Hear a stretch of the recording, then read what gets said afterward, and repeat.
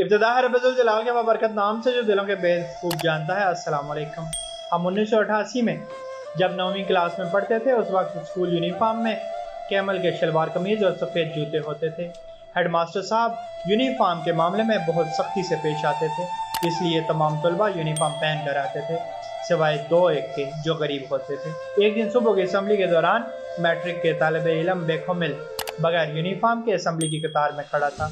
जैसे ही हेडमास्टर की नज़र पड़ी, बहुत ही गुस्से में बेखुमिल को कॉलर से पकड़कर बाहर लेकर आया।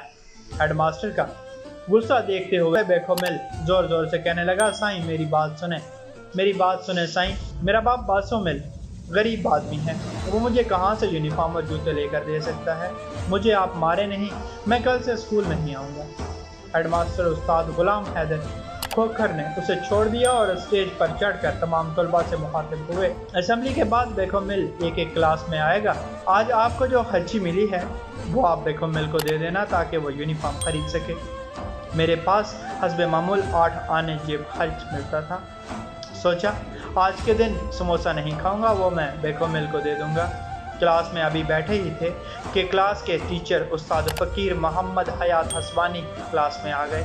थोड़ी देर बाद बेखुमिल भी उस्ताद से इजाज़त लेकर हमारी क्लास में दाखिल हुआ। उसके हाथ में 1-1 रुपये के चंद नोट और कुछ सिक्के थे जो शायद उसने अपनी क्लास में जमा किए थे।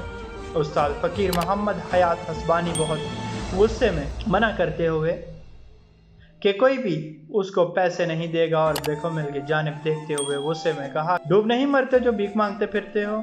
क्या अभी गुर्बत की आड़ में सारी ज़िंदगी भीख मांगते फिरोगे? वापस अपनी क्लास में जाओ और जिन जिन से पैसे लिए हैं उनको वापस करके आओ, मैं तुम्हें यूनिफॉर्म लेकर दूंगा। बेखुमिल उस्ताद के कहने पर वापस अपनी क्लास में गया और सबको उनके पैसे वापस करके आ गया। उस्ताद फ़कीर मोहम्मद हयात हसबानी ने पूछा कि शाम के वक्त कौन सा काम कर सकते हो? बेखुमिल ने जवाब दिया कि मेरा बाप मोची है, मैं बूट पॉलिश करना और जूतों की मरम्मत करने का काम कर सकता हूँ, मगर मेरे पास सामान खरीदने के लिए भी पैसों की ज़रूरत होती है। उस्ताद ने पूछा कितने पैसे लगते हैं? उसने कहा एक लकड़ी की पेटी और चंद ब्रश पॉलिश, सब मिलाकर कोई 150 रुपये का सामान आ जाएगा। उस्ताद ने अपनी जेब में हाथ डाला और 150 रुपये गिन कर दिए और कहा ये उधार है, तुम मुझे रोज़ के हिसाब से हर हफ्ते 7 रुपये वापस करना। उसके बाद मुझसे कापी मांगी और उसके 3 कोरे सफ़ात फाड़ कर निकाल लिए और उन पर कुछ लिखने लगे।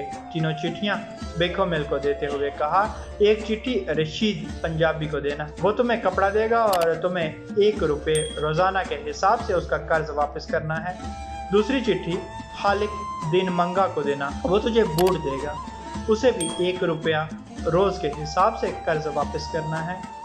ये तीसरी चिट्ठी यूसुफ दर्जी को देना, वो तुम्हें यूनिफॉर्म सी कर देगा, उसे भी 1 रुपये रोज़ाना देने हैं। 4 रुपये कर्ज उतारने के लिए तुम्हें हर सूरत में इतना कमाना है ताकि तुम कर्जा चुका सको और उसके बाद तुम्हें अपनी मेहनत के ज़रिए आगे बढ़ना है। एक बार भीख मांगने की आदत पड़ गई तो सारी ज़िंदगी भीख मांगते ही गुजरेगी। बेखुमिल वादा करके चला गया। बाद में उस्ताद ने हमें कहा कि आप लोग अपने जूतों की मरम्मत और बूट पॉलिश वगैरह हमेशा बेखुमिल से करवाया करें। वक्त तेज़ी से गुजर गया। 12 साल पलक झपकते गुजर गए। 1999 में हाई स्कूल करौंडी में 10वीं क्लास के तलबा की अलविदाई पार्टी हो रही थी। उस्तादों के साथ शहर के मुअज़्ज़िज़ीन को भी दावत थी। तकरीर करने के लिए शहर के एक बड़ी फ्लोर मिल के मुअज़्ज़िज़ जनरल मैनेजर बेखुमिल को दावत दी गई। कॉटन के सूट में मलबूस, माथे पर रेबैन का चश्मा रखे, अपनी तकरीर में उसी स्कूल में पेश आए 1988 का वाक़या सुनाते हुए ज़ारो कतार रोते हुए स्टेज पर बैठे अपने उस्ताद फ़कीर मोहम्मद हयात हसबानी के पैरों को छूते हुए बताया कि किस तरह एक कामिल उस्ताद ने मुझे भीख मांगने से बचाया और मेहनत का सबक दिया। अल्लाह पाक समझ की तौफीक अता फरमाए। अल्लाह पाक आसानियाँ हासिल और तकसीम करने का शर्फ अता फरमाए। आमीन। जज़ाकल्लाह।